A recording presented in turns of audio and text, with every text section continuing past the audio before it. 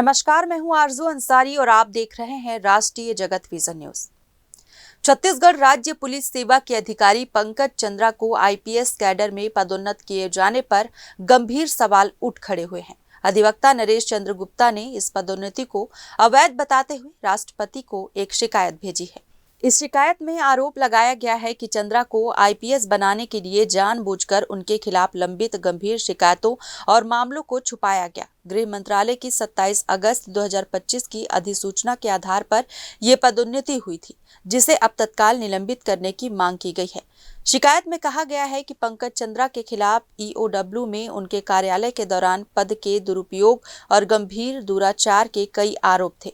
सबसे गंभीर मामला साल 2021 का बताया गया है, जिसे मणिभूषण मामला कहा गया है।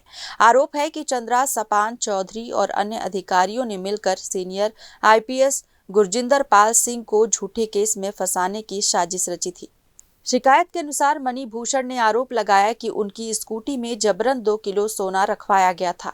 उनसे दबाव डालकर ये बयान दिलवाया गया कि ये सोना आईपीएस जीपी सिंह का है। मणिभूषण ने यह भी बताया कि उन्हें थप्पड़, घूंसों से पीटा गया और पाक्सो जैसे गंभीर केस में फंसाने की धमकी दी गई ताकि वे झूठा बयान दें। बाद में इस मामले को हाईकोर्ट ने बदले की भावना से प्रेरित मुकदमा कहकर रद्द कर दिया था।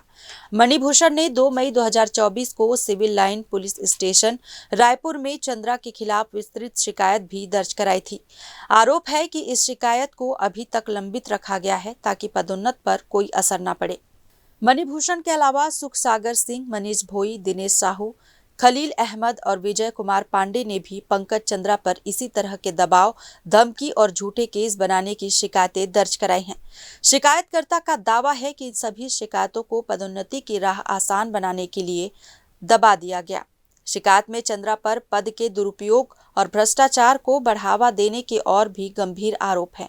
उन पर कोल लेवी घोटाला, शराब घोटाला और महादेव ऑनलाइन सट्टा ऐप घोटाला जैसे मामलों में कार्रवाई रोकने या जानबूझकर कमजोर करने का आरोप है।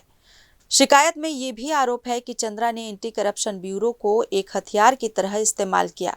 अधिकारियों और कर्मचारियों को डरा धमकाकर राजनीतिक फंडिंग के लिए अवैध वसूली ली गई।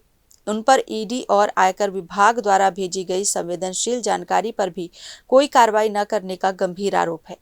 अधिवक्ता ने राष्ट्रपति से मांग की है कि पूरे मामले की केंद्रीय स्वतंत्र एजेंसी से जांच कराई जाए ताकि आरोपों और शिकायतों को छुपाकर किए गए इस प्रमोशन की सच्चाई सामने आ सके।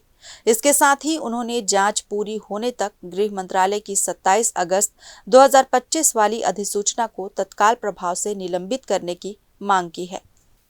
फिलहाल इस खबर में बस इतना ही। देश प्रदेश की खबरों से अपडेटेड रहने के लिए हमारे चैनल को सब्सक्राइब करें और नए खबरों के नोटिफिकेशन के लिए बेल आइकॉन जरूर दबाएं। नमस्कार।